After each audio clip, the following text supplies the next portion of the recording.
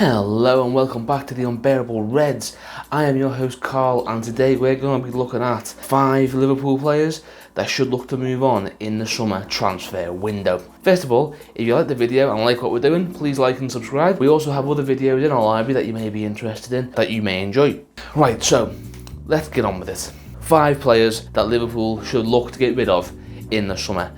Now, get rid of's a bit of a dirty word, but I think move on to pastures new for their benefit and for ours would be a better way of looking at it. Number 5, Divock Origi. Now, yes, that's right, I've chose Lord Divock. The guy's a cult hero at Liverpool.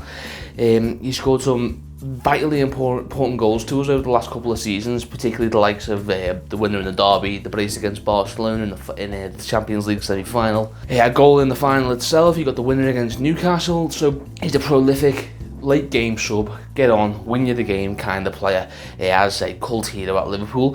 He also had a fantastic season under Jurgen Klopp during the season that we got to the Europa League final, and ultimately we got beat by Seville. We didn't get beat, we got absolutely thumped by Seville. But that season was cut short after Divock took a nasty injury in the derby when he was tackled by that Argentinian rat, Funes Mori. Walked off the pitch kissing his Everton badge like it was made him something, getting a red card in the derby, the absolute clown. After that, never really hit that kind of run of form where he looked like he was going to go on to be a line leader for Liverpool, and I think that's part of the problem with Divock Origi, is that we can do better, but then he also can do better. He's not good enough to break into our front three and actually take the place of a Mo Salah, of a Mane, of a Firmino, because the drop-off in quality is just too big.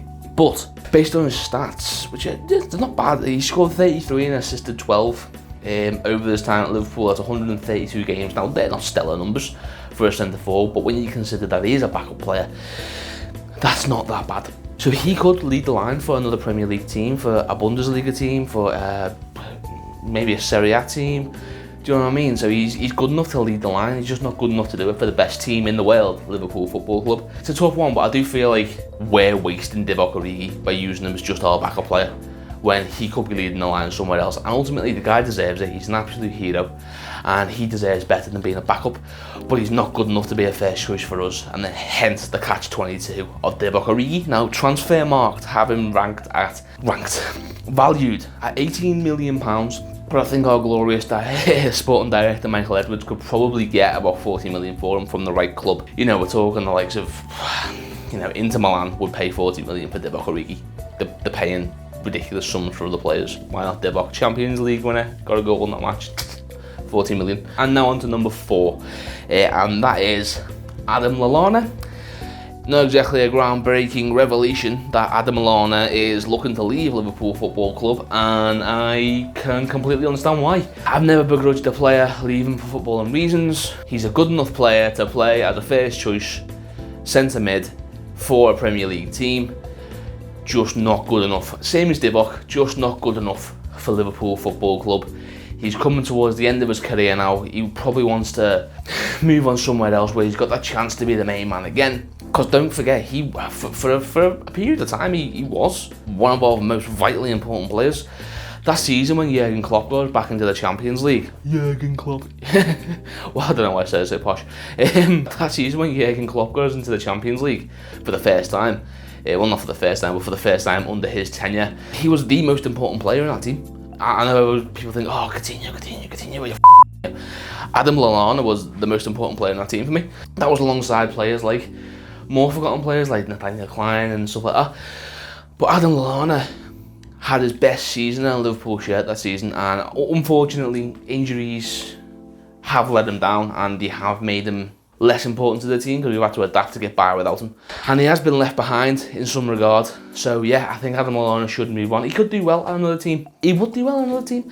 He's a fantastic player. You've seen it in the glimpses that we've had from him this season. That he's still a player. He's still a very good player. He's just not good enough for us anymore. Now his contract, it is up in June of 2020, so this summer. So he'd be moving on for a free. And Adam Lallana, I wish you the best of luck. I just wish it could have worked out better for you at Liverpool, but you've got your Champions League winners medal, so wasn't all the waste, was it, mate?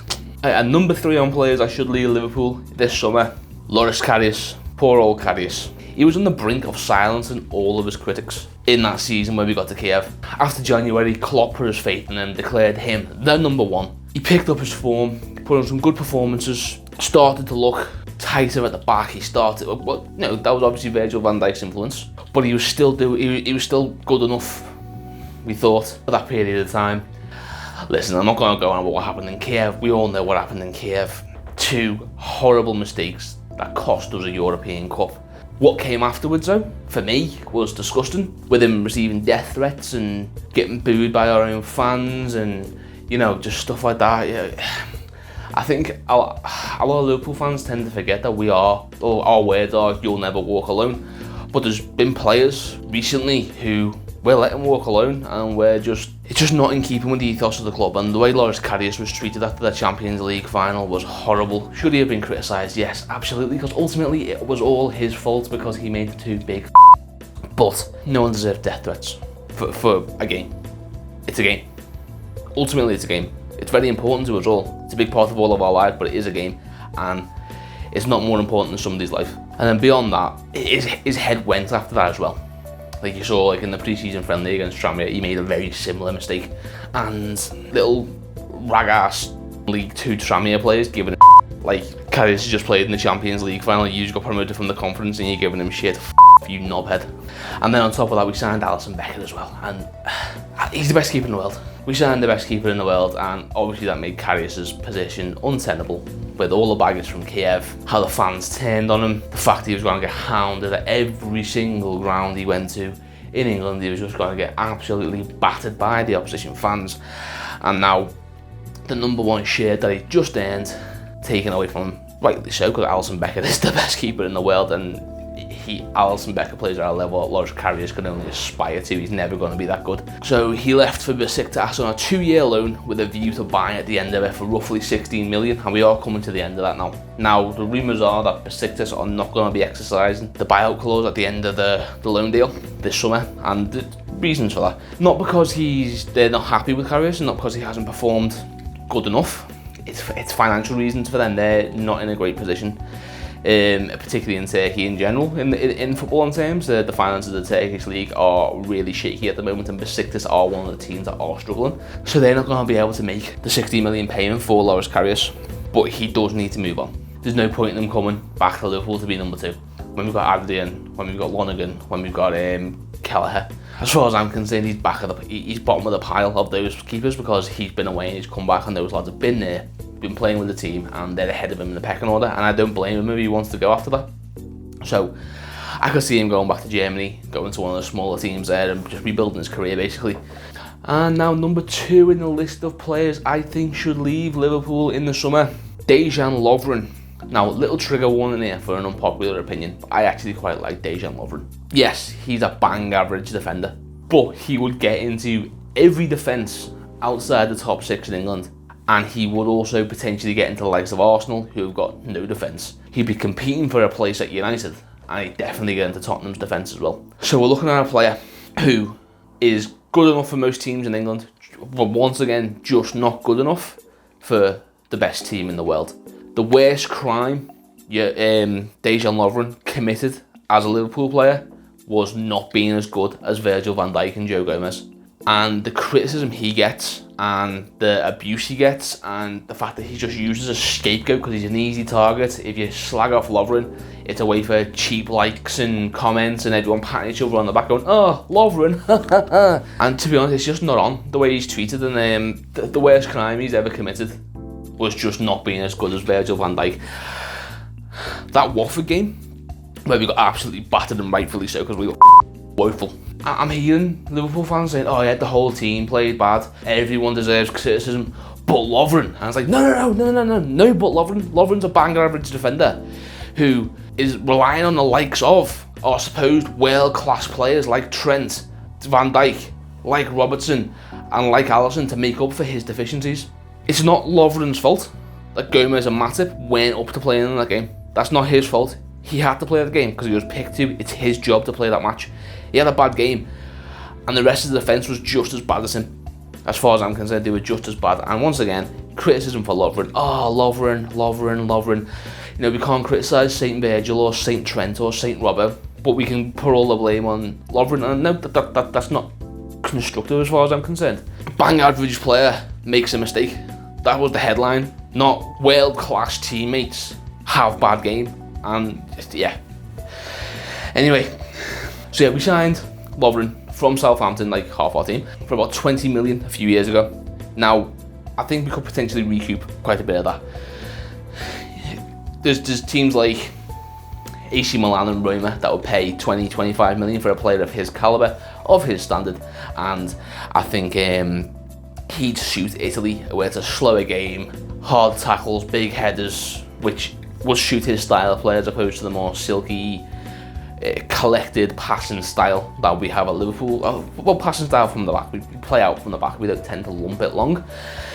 So yeah, I think you can see him moving on to Italy, where I do quite well in Italy, I reckon. And finally, number one in my list of players that I think should leave Liverpool this summer. I fully expect to get absolutely panned in the comments for this, because it is madness, but hear me out, because it does make sense. Mo Salah.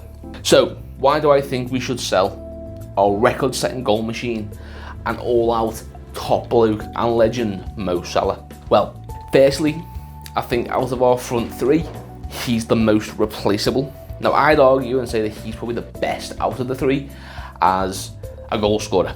But fast, tricky goal scorers who play out wide and cut in aren't exactly a rare commodity in football, and there's plenty of players out there that we could get to fill in for him. I'm thinking, you know, the likes of your Timo Werners. You can replace Mo Salah with a fast, tricky, wide player that cuts in and shoots. You can't really find another false nine with the skill set of Bobby Firmino and his work rate, and you can't really find another wide forward like Sadio Mane, who just does basically. Sadio Mane just does whatever he wants on a football pitch. He gets the ball and he doesn't have a particular style. He can do the fast, tricky winger stuff that Salah does. He can just bulldoze his way through a defence. Basically, Sadio Mane just gets the ball and just then decides what he wants to do with it, and then does it and scores. And I can't think of another player that does that. So, as far as I'm concerned, Salah's the most replaceable of the three. Another reason is that out of our front three, I think he'd command the most money in the transfer market. I honestly think we could get around 200 million for a Mo Salah, with his scoring record as it has been, and his assists the way they have been, his style of play, the fact he's a very marketable player. You'd see the likes of Real Madrid, Bayern, Juve queuing up to give us money for a player of his quality. You know, they've got the money, they've got the arrogance to feel entitled to a player of his skill, and more importantly, they'd be stupid enough to give us the money. We're talking about Juventus, who've paid 100 million for Cristiano Ronaldo, who is clearly on the dip and hasn't performed for them, and they just don't give a Juventus would give us 200 million for Mo Salah. Real Madrid would give us 200 million for Mo Salah. PSG would.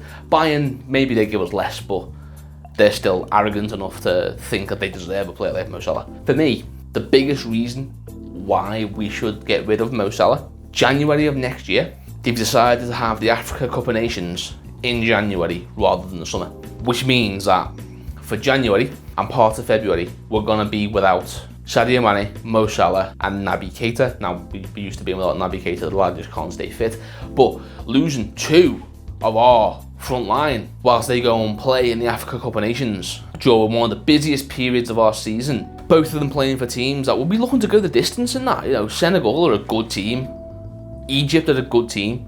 Egypt got a fantastic record in the Africa Cup of Nations.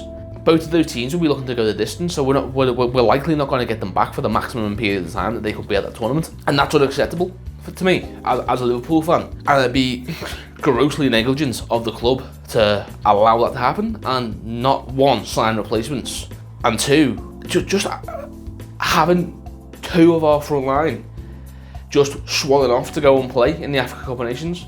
No, absolutely not. And Mo Salah's supposed to be wanting to go to the Olympics in August as well, so we're going to be missing him for August whilst he's at the Olympics, and then in January and February whilst he's at the Africa Cup of Nations. Nah, mate, not happening. It's just not on. You're a Liverpool player, we pay your wages. You need to be here, you need to be doing this. Now, if it was just one of them, if it was just Mane going and Salah wasn't going, fine, that's fair enough. We can sign a replacement to come in and fill in. You know, we've got Minamino there. I know he hasn't hit the ground running, but I do think for next season he is going to kick on and he's going to be more of a player. But having both of them gone, it's just not happening. So I think that's a big reason why we do need to let him go. Also, letting him go frees up wages and frees up a massive amount of transfer revenue to be able to bring in new signings that are going to be needed to fill in during the Africa Cup of Nations. So that'll allow us to bring in a Timo Werner, a Jadon Sancho and Mbappe, you know, to bolster that full front line, so that when Mane goes, there isn't that massive drop off that we have now. So yeah, that's why I think Liverpool should get rid of Mo Salah in the summer.